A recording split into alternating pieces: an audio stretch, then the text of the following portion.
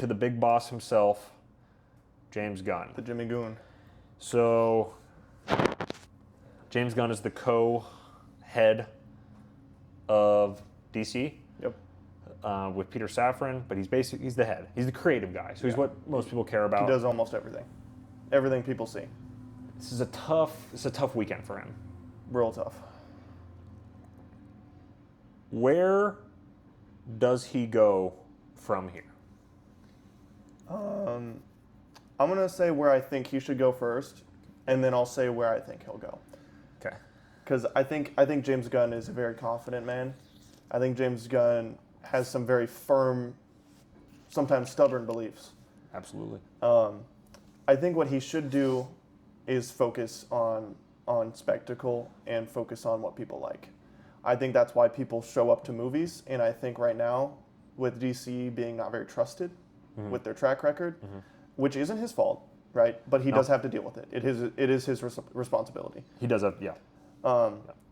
So I think he just needs to be honest with that and go, people really like Superman, right? So I'm gonna invest in Superman, and I'm gonna invest in big characters. People are fiending for more Wonder Woman.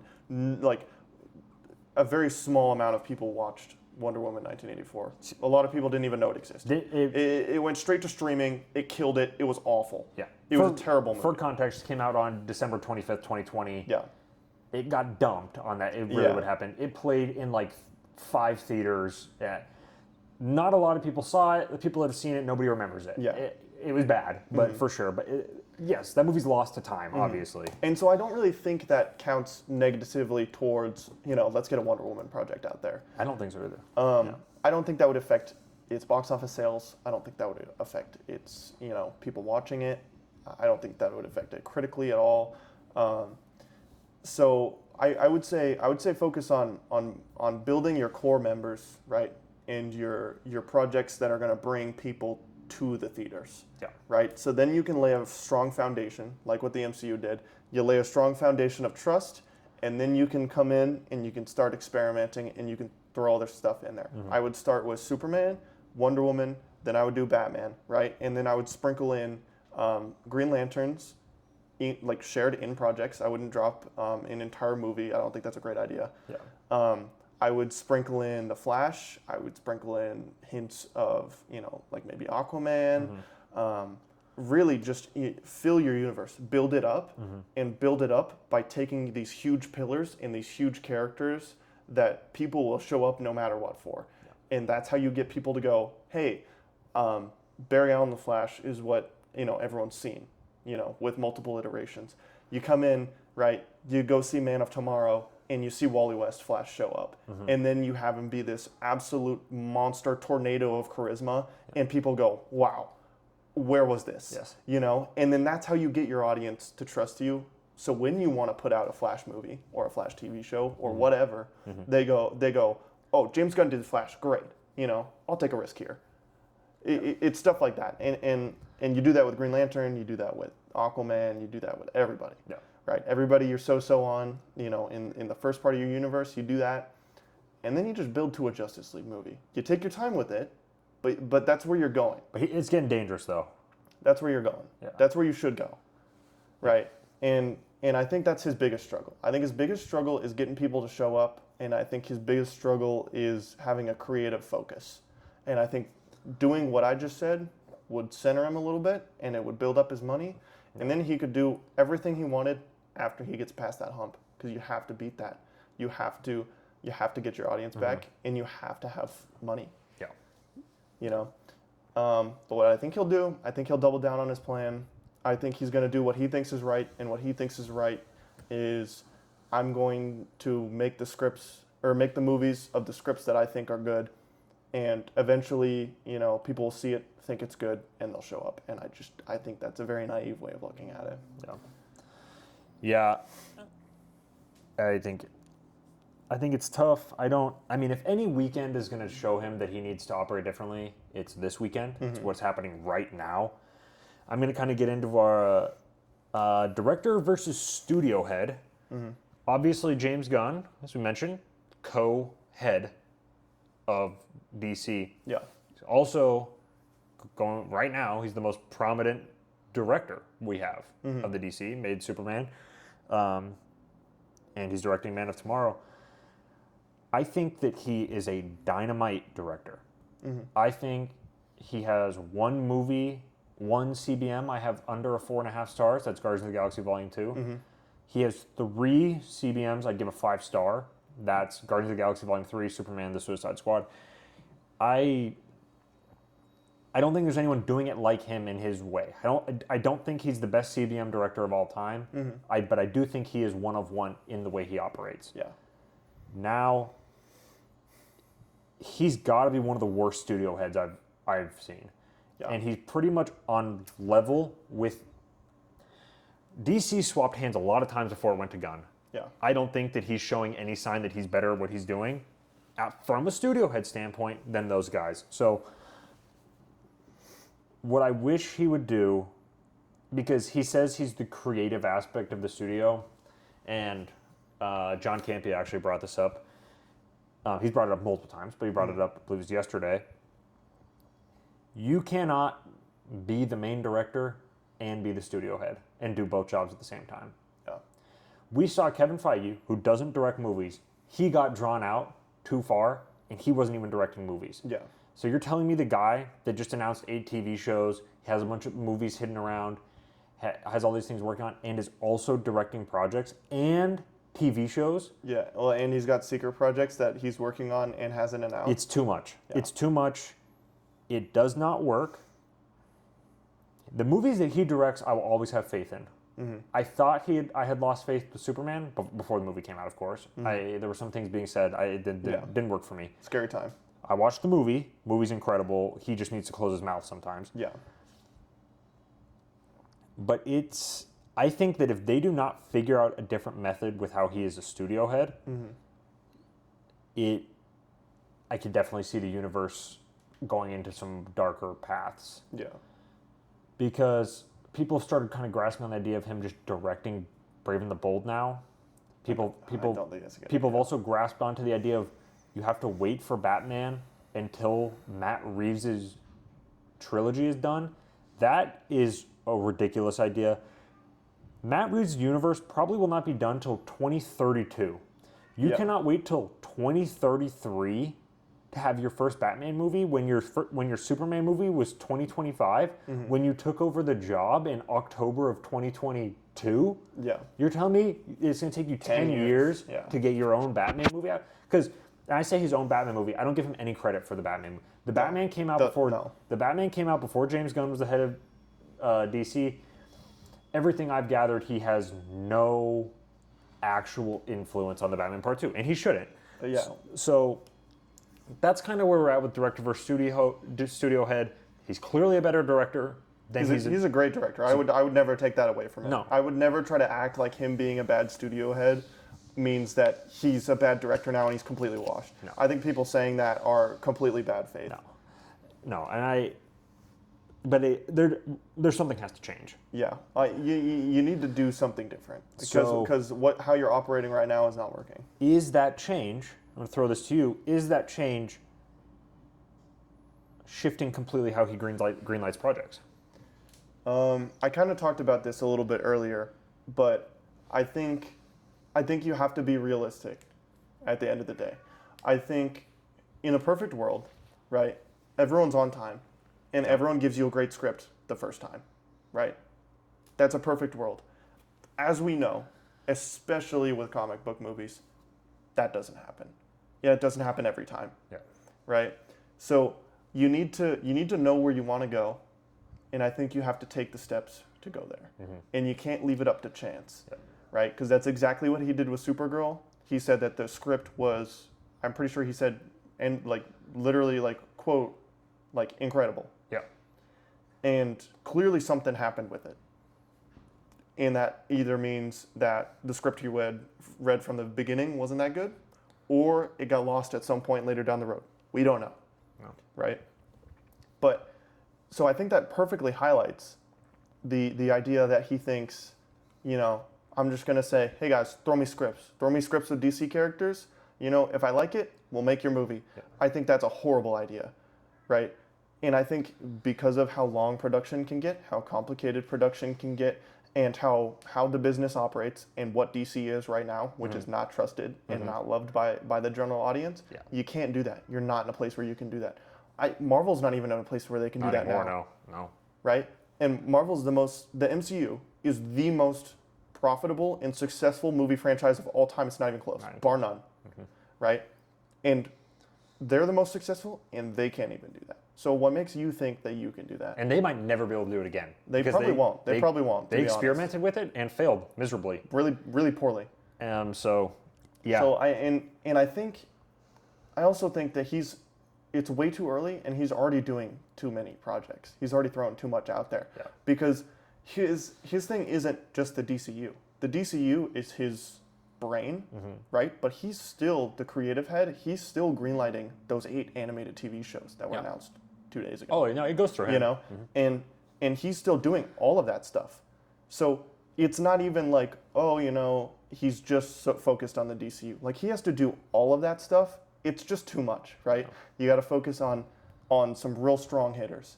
Yeah. And I think it's accentuated that, again, with those shows, there's like 2, maybe 3 shows in there that should have made it past, the testing. Yeah.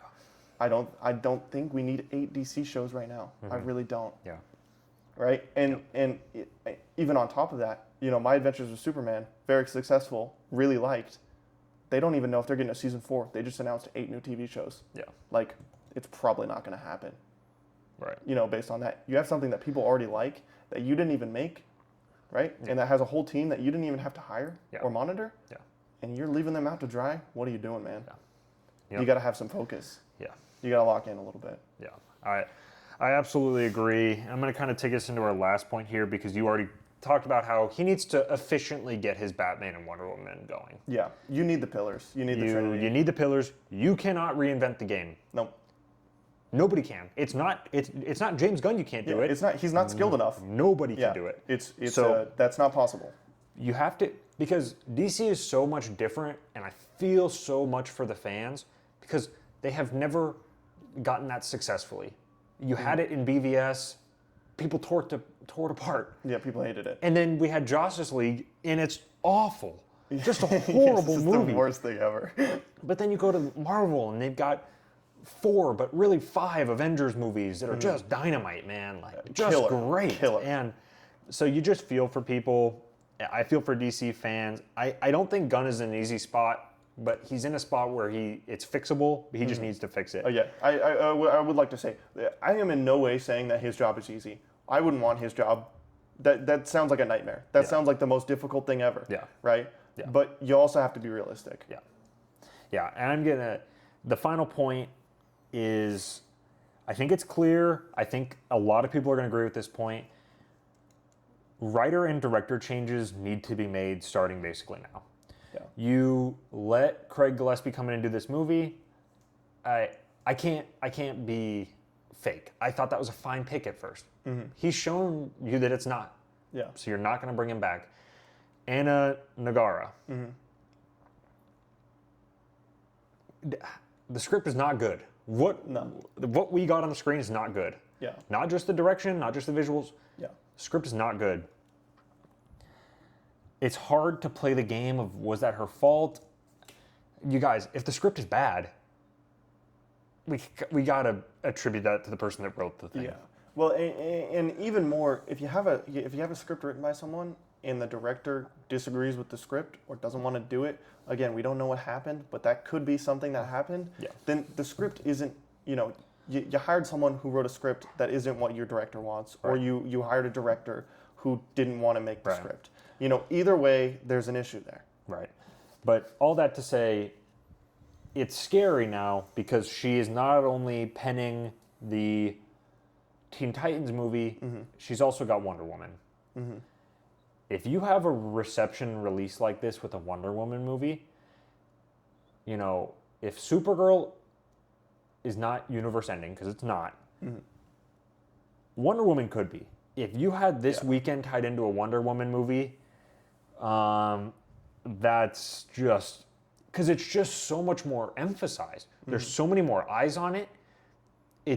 people are more interested in Wonder Woman than Supergirl. It'll be torn into way harder. So, and I'm not saying that because they're both female-led. I'm saying because they're written by the same person. Yeah. And the script has been one of the most picked apart things about this movie. Yeah. So, the report today is they're keeping her on to do that. I don't know if that's because her scripts are amazing or maybe they're stubborn, maybe they're lying. We don't really know. And then we want to talk about directors a little bit.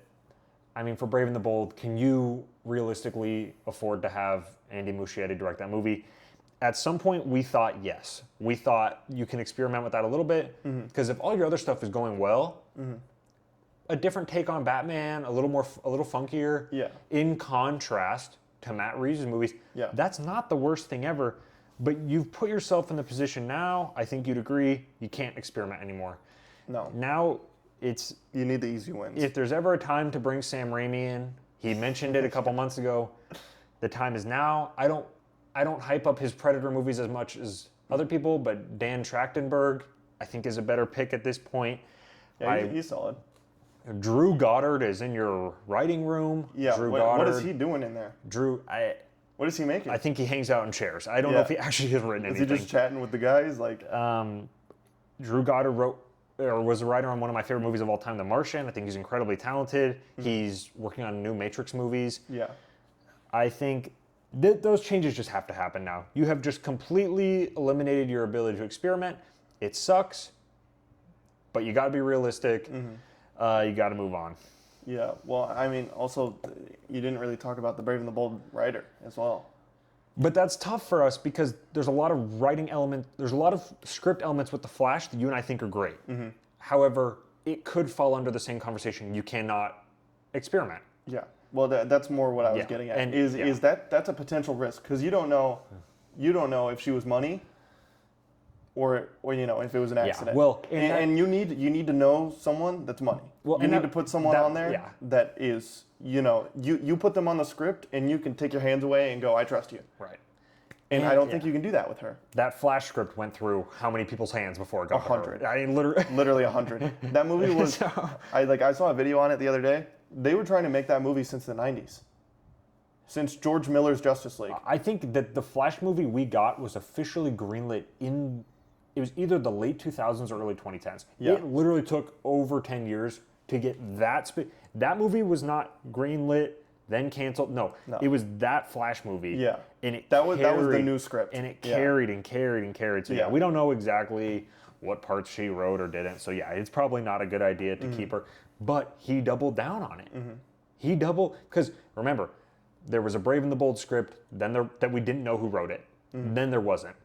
He came out and said he didn't like it, whatever. Yeah, completely cut it. Then we knew that someone new was writing the movie. He didn't say who it was. We find out that it's Christina Hodson, however you say her name.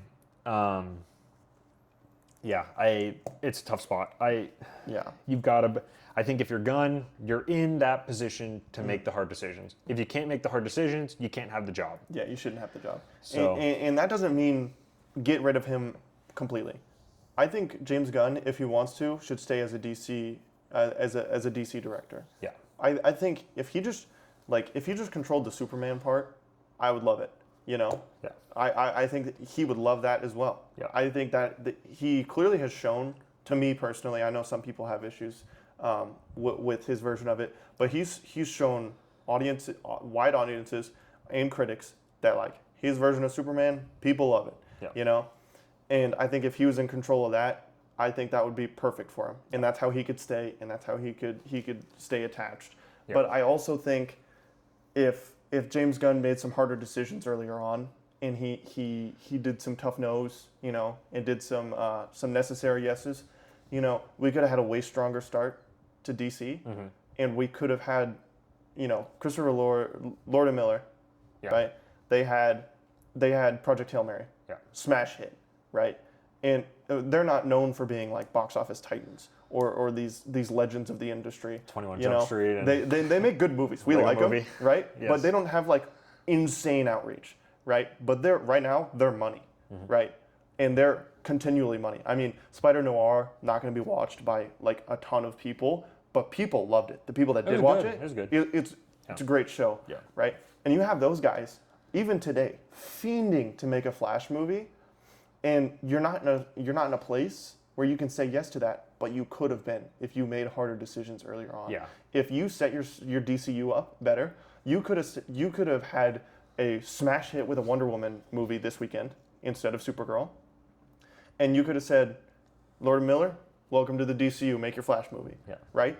And it could have made, like, you would have been just fine. Yeah. You wouldn't have, another failure because you would have had trust, you had money, you would have had a direction. Yeah. Right? So I just think in doing this, you're not only, putting out bad products, you're also killing potential. Yeah. Because Lord and Miller, at some point, they're going to be too busy. When you want them, they're going to be gone. Right. Or they're going to get disinterested. Right. You don't want to do that. You don't want Drew Goddard to go, well, I'm making the Matrix movies now, man. I can't come help. Right. You don't want that. You want to say, Drew Goddard, you want to get him on the phone, and you want to get him, in the writing room. Yeah. And right now, the way he's running things, he's killing his potential. Yes. He's killing everything. Yes. Yeah, I agree. I think it's a tough spot, but it's a doable fix. Yeah. Is he too stubborn to do that? We don't know. We're going to find out, obviously. I hope for the best. Truly hope for the best.